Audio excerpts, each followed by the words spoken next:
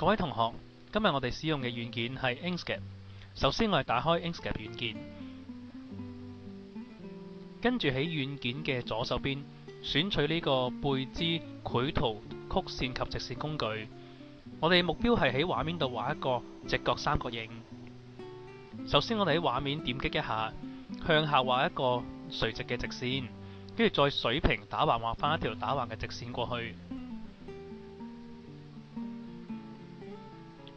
最後再畫第三條直線，將呢個三角形閉合返。跟住幫呢個三角形填色。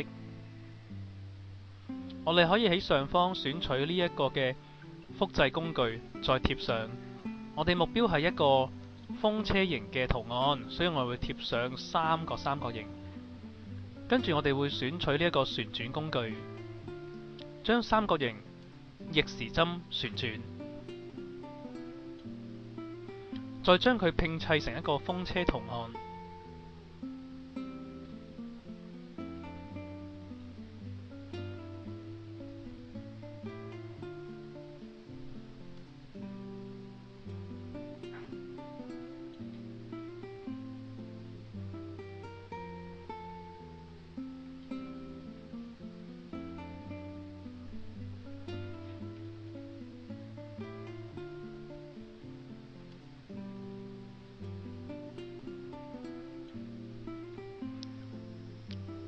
當拼砌完成之後，而家我哋拼好一個風車圖案，就可以幫每一個風車葉填上唔同嘅顏色，令佢更加美觀。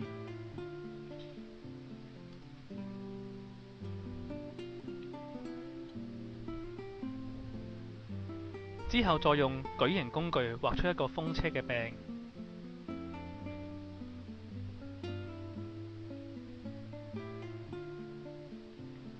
將呢個風車棒放到去風車之下，再用圓形工具幫呢個風車嘅中心畫一個圓點，將佢放到去風車中心上高，再幫佢揀一個更加漂亮嘅顏色。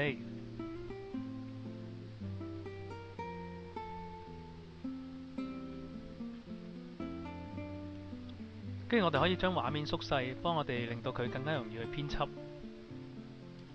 我哋用箭咀工具將整個風車圖案選取咗先，再搬到合適嘅位置，再將佢縮細。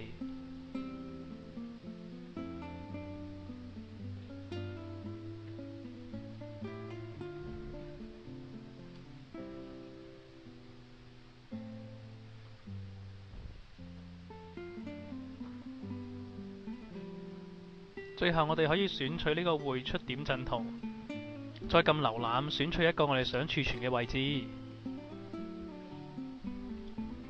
跟住之後撳存檔，就可以得出呢一個向量圖嘅檔案啦。大家可以試下啦〜